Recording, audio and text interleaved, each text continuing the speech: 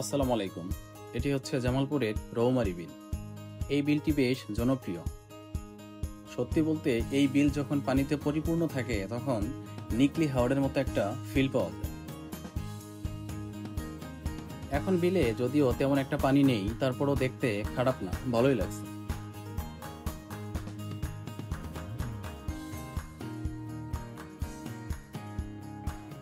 আসলে মানুষের মন যতই খারাপ থাকুক, সুন্দর পরিবেশে গেলে মন এমনিতেই ভালো হয়ে যায়। তেমনি মন ভালো হওয়ার মতো একটা পরিবেশ।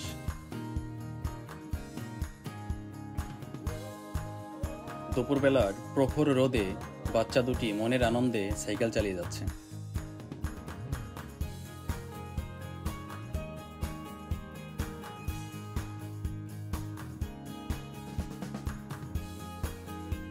জেলেরা মাছ ধরার জন্য প্রস্তুতি নিচ্ছে।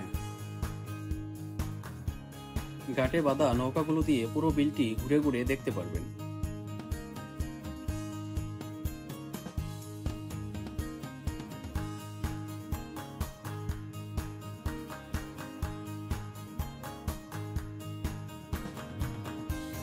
ছেলেটি পড়তে পড়তে বেঁচে গেল। যাই হোক, এটি হচ্ছে রেস্টুরেন্ট প্লাস দোকান। এখানে অনেক আইটেমের খাবার পাওয়া যায়।